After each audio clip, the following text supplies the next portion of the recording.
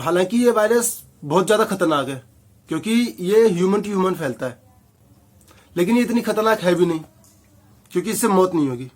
लेकिन फिर ये बहुत ज्यादा ही खतरनाक है, मतलब बहुत ज्यादा। क्यों? जय हिंद भारतीयों। यार ये साल 2020 को कौन से अक्षरों से लिखा जाएगा, क्योंकि काले अक्षर भी इसके लिए बहुत कम पड़ रहे हैं। जब से ये साल शुरू हुआ है ये दुख, समस्या, परेशानी ही लेके आया है। लोग नींद और चैन तो भूल ही गए हैं। अंतरिक्ष से समस्या आ रही है, कोरोना आ रहा है, रोज को रोज भूकंप आ रहे हैं, इधर हत्याएं हो रही है, मॉब लिंचिंग हो रही है, मार्केट डाउन हो रहा है, क्या क्या हो रहा है। ये साला क्या करके मानेगा, क्योंकि साल और साला ये दोनों बराबर ही चल रहे हैं, दोनों बराबर ही परेशान कर रहे हैं। और जैसे जैसे साल खत्म होने को है वैसे वैसे समस्याएं और बढ़ती जा रही। इतनी सारी प्रॉब्लम्स कम थी, ये कोरोना वायरस कम था कि एक नई बीमारी आ गई है, माल्टा फीवर। हालांकि ये वायरस बहुत ज्यादा खतरनाक है क्योंकि ये ह्यूमन टू ह्यूमन फैलता है, लेकिन ये इतनी खतरनाक है भी नहीं क्योंकि इससे मौत नहीं होगी। लेकिन फिर ये बहुत ज्यादा ही खतरनाक है, मतलब बहुत ज्यादा। क्यों? क्योंकि ये इंसान को हिजड़ा बना देगी, नामर्द। ये ऐसी बीमारी है जो मेंस में, स्पेशली जेंट्स में इनफर्टाइल प्रोड्यूस कर रही है, मतलब उनको इनफर्टाइल बनाती जा रही है। और इसका सोर्स क्या है? वही परमानेंट चाइना। तो एक नई बीमारी जो चाइना से आई है, माल्टा फीवर। और हाँ, ये वायरस से नहीं होती है, ये होती है बैक्टीरिया से। तो हम बात करेंगे कि ये बीमारी आई कहां से, पैदा कैसे हुई, इसके सिम्टम क्या है और फाइनली इसका सॉल्यूशन क्या है। तो स्टार्ट करते हैं। तो चाइना के जो लैंगजो में बायोफार्मास्यूटिकल से एक प्लांट था, वहां से ये बैक्टीरिया लीक हो गया। जो वैक्सीन बन रही थी वहां पे प्रॉपर मेंटेनेंस नहीं किया गया, प्रॉपर केयर नहीं की गई, तो वहां से ये बैक्टीरिया लीक हो गया और बहुत ज्यादा लोगों में स्प्रेड हो गया। और अभी तक वहां पे लगभग 30,000 लोगों पे टेस्टिंग की गई है, 20,000 लोगों पे। वहां पे 20,000 लोगों में टेस्टिंग की गई है, जिसमें से लगभग 3,255 लोगों को ये पॉजिटिव पाया गया है। हालांकि ये जो बीमारी फैल रही है ये ज्यादातर जानवरों में पाई जाती है, लेकिन आजकल ये इंसानों में भी फैल रही है।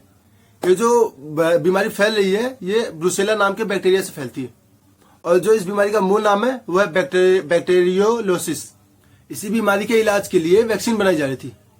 तो जैसा आपको मैंने पहले बताया कि जो वैक्सीन बनाई जा रही थी वो उसका टेस्टिंग जानवरों पे किया जा रहा था। तो नॉर्मल सी बात है, जहां पे वैक्सीन की टेस्टिंग होती है वहां पे डिसइंफेक्टेंट और सैनिटाइजर वगैरह बहुत ज्यादा जरूरत पड़ती है और बहुत ही केयरफुली यूज किया जाता है।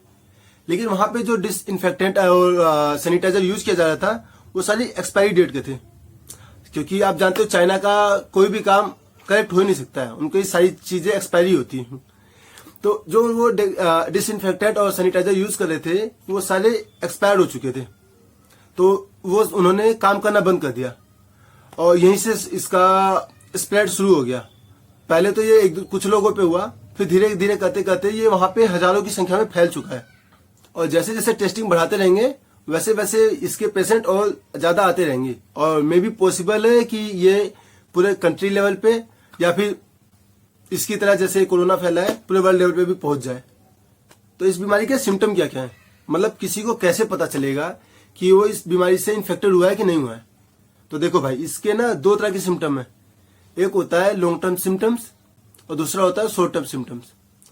तो जो शॉर्ट टर्म सिम्टम्स होते हैं उसमें फीवर हो सकता है, थकान हो सकती है, मसल पेन हो सकता है, ये सब हो सकता है।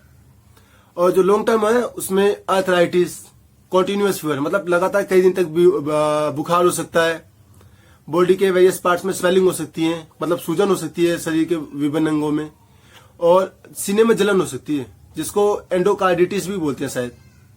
ये बैक्टीरिया आपके रिप्रोडक्शन सिस्टम को डैमेज कर सकता है, जितने भी रिप्रोडक्शन ऑर्गन्स हैं उन पे इफेक्ट करता है। और मोस्टली चांस है ये मेल के टेस्टिकल्स पे हमला करता है, मतलब इस बीमारी से मेंस के जो टेस्टिकल्स हैं उसमें इन्फ्लेमेशन होने लगती है, मतलब जलन होने लगती है और फिर धीरे धीरे करके वो काम करना बंद कर देते हैं।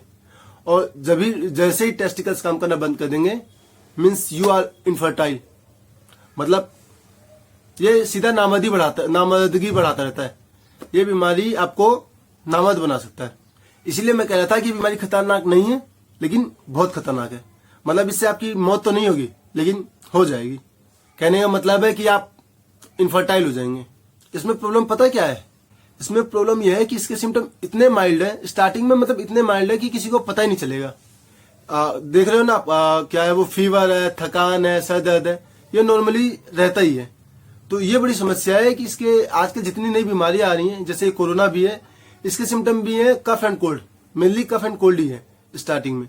तो इतने माइल्ड सिम्टम वाले इतनी बड़ी बीमारियां आ रही हैं कि बहुत ज्यादा खतरा हो रहा है, मतलब पता नहीं चलेगा लेकिन लास्ट में दिक्कत हो जाएगी। हम चाइना को लगातार ब्लेम कर रहे हैं, लेकिन कोविड-19 तो चाइना से स्टार्ट हुआ, ये तो श्योर है, 100% श्योरिटी है।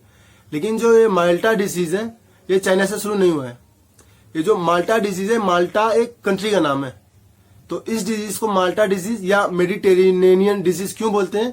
क्योंकि ये माल्टा नाम की कंट्री है, यूरोपियन कंट्री है, वहां पे इसका पहली बार आउटब्रेक हुआ था। पहली बार वहां पे ये बीमारी बहुत तेजी से फैली थी। हालांकि 20 साल से इसका कोई आउटब्रेक नहीं हुआ, 20 साल से ये बीमारी कहीं पे देखी नहीं गई है, और 20 साल बाद ये स्टार्ट हुई तो दोबारा चाइना से। कहने का मतलब है चाइना डूबने वाला है, हर चीज का ब्लेम चाइना पे ही जाने वाला है। हालांकि चाइना का सिस्टम भी बहुत बेकार सा है। अब उनसे कोई पूछे कि कैसे तुम्हारे यहाँ से ये कोरोना वायरस निकल के बाहर चला गया, पूरी दुनिया में फैल गया, अब ये नया वायरस माल्टा वायरस भी तुम्हारे यहाँ से ही कैसे बाहर निकल रहा है? तो वहां की लेबोरेटरीज जो वगैरह है ना, उसमें जो उनको फैसिलिटेट करना है, जो उसका ध्यान रखा जाता है, वो ऑर्गन ढंग से काम नहीं करते हैं। मतलब आप देख रहे हो उनके पास डिसइंफेक्टेंट और सैनिटाइजर ही एक्सपायरी डेट के पड़े हुए हैं। इतनी बड़ी जिम्मेदारी उन्होंने बेकार कर रखी है। चलो छोड़ो, अब बात करते हैं कि इसका सोल्यूशन क्या है, इसका इलाज क्या है। तो भाई एज ऑलवेज इसका अभी कोई इलाज नहीं पता चला है, अभी इस पे काम चल रहा है। अब आगे आने वाले वक्त पे देखो क्या होता है, और साथ ही देखते हैं कि 2020 हमारे लिए और क्या अच्छे अच्छे दिन लेके आता है। तब तक के लिए जय हिंद, जय भारत।